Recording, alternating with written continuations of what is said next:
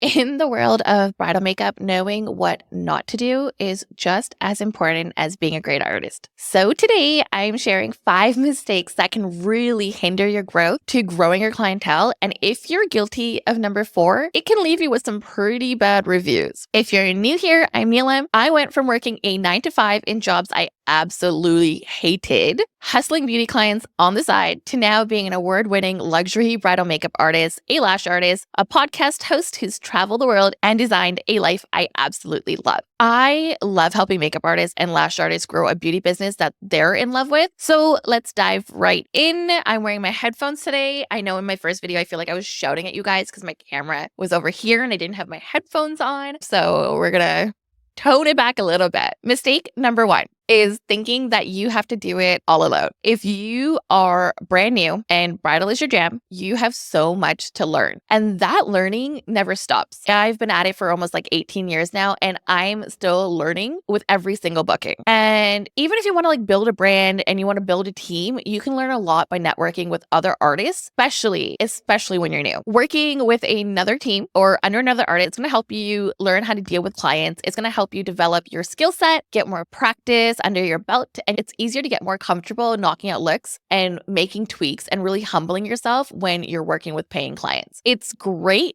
because if you do have a difficult client or a situation comes up and you really don't know how to handle it in a way that leaves them happy, you have somebody there that can like step in and help you handle it. Till today, I still work with other teams. Why? Because I love glam. My style is glam. And while I wouldn't want to book a natural bride under my brand, and I'm pretty sure they wouldn't want to book me because of my marketing, I have no problem doing a natural bride for another person's brand, especially if I don't have any of my own brides booked that weekend. Booking your own clients, like it takes hours of admin and emails and phone calls, and I have absolutely no problem showing up for another team, just doing makeup and leaving with my money. The only downside to working with another team is a lot of times they have rules, and obviously you want to be respectful. Those rules make sense. Like for example, if you are taking photos or you want to post some of the work that you've done on location for this other brand, you can't. Either you can't or you have to credit them a very particular way or tag them in that post. And a lot of times you won't be able to use those pictures on your own business to promote your own business, but you can use it on your personal page and say, hey, like I was out here working for this team. This is the look that I did, and tag them in it.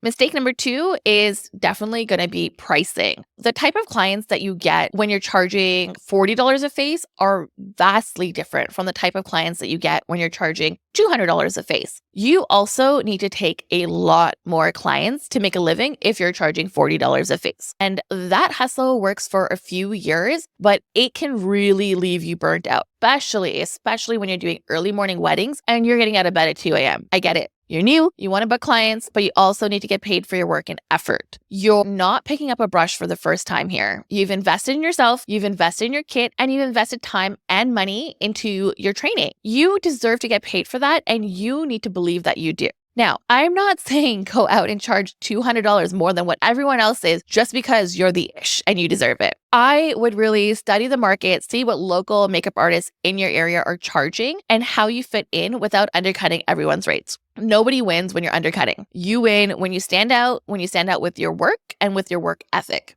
That brings me to mistake number 3, which is not caring about your social media presence. I have a website. I have a decent SEO ranking, but even though my clients are coming in from Google or from referrals, 9 times out of 10, they end up on my Instagram page. This is just the world we live in today. When a bride or client lands on your Instagram page, they should feel pulled in. You want them to start binging all of your content, clicking on all of your photos and all of your video and getting stuck in the scroll hole. Don't look at mine for an example right now. I've been experimenting with a few different things and I'm doing things a little bit messy to get better results later on. But some of the things that you want to take into consideration when you're posting on social media is like, where are you located? How do you want to be known as a makeup artist? Like, what is your signature style? What sets you apart from other makeup artists? And like, why do you love makeup?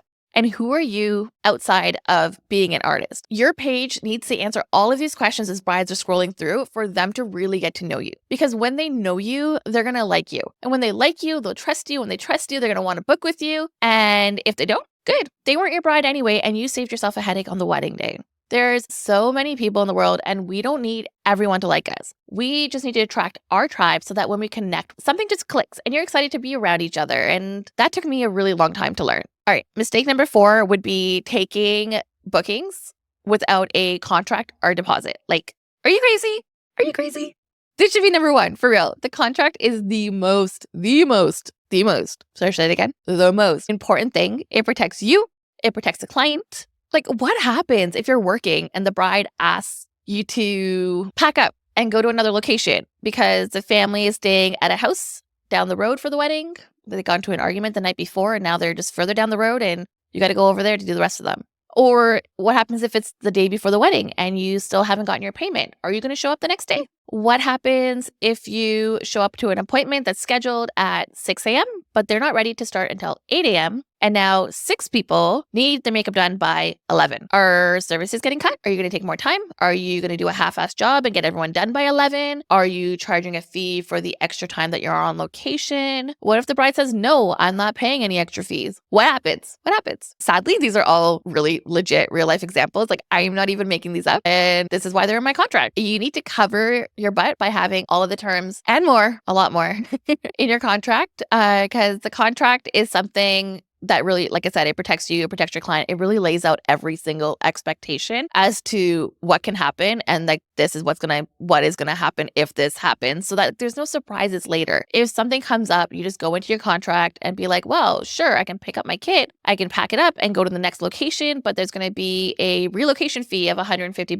that needs to be paid now. And I'm also going to need an additional 45 minutes because it's going to take me time to like pack up my kit, get down there, unpack my kit. So my cost for the extra hour is going to be another $150 or whatever. And they won't flinch because it's in the contract that they signed. Actually, they probably won't even ask you because it's in the contract that they signed. And if for some reason the wedding is canceled or they drop you for another artist, you want to make sure you have a retainer on file. Notice I called it a retainer and not a deposit. This is intentional. I always refer to it as a retainer in my emails, my contracts, all of this on purpose. And if you need a contract, I have linked mine below. The bridal contract is like the number one thing that most artists gatekeep because they've spent hundreds of dollars like working with lawyers and into keeping their contract up to date. Every single time we run into an issue or we get burnt by a client, our contracts get updated so that it doesn't happen again, which is why a good contract is so valuable. But it doesn't matter if you get the contract from me online, copy and paste yours together. I really don't recommend copying and pasting one together, but if that's what you're going to do, we're not attorneys. And I highly recommend that you take this to a lawyer who can really make sure it's going to protect you in the state or province that you're in, because every area has different rules. But having a base already laid out, that's going to save you hundreds of dollars in fees when you do get it looked at by an attorney,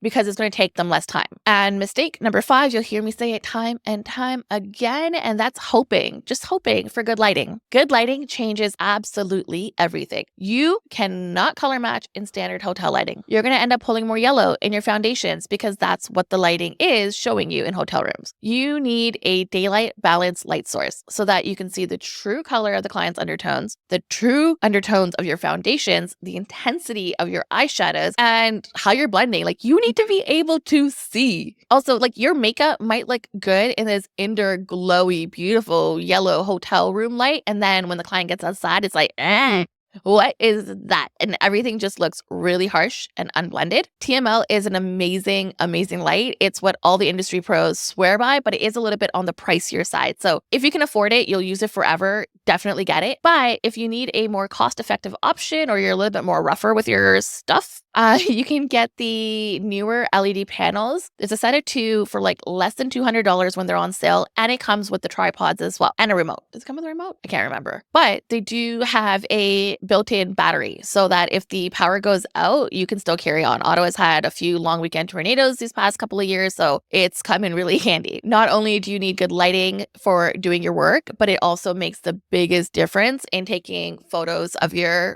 and video of your work. And like I told you in my last video, I totally cringe when I'm like scrolling through an artist's feed and I see good work in bad lighting because it makes your work look so mediocre. If you watched the first video in the series, you learned how to book more brides and get more clients as a new makeup artist. And now that you've learned the mistakes not to make, let's get specific on your signature looks and figure out who your ideal bride is and how to find her. And I have a video you can dive into right here on it.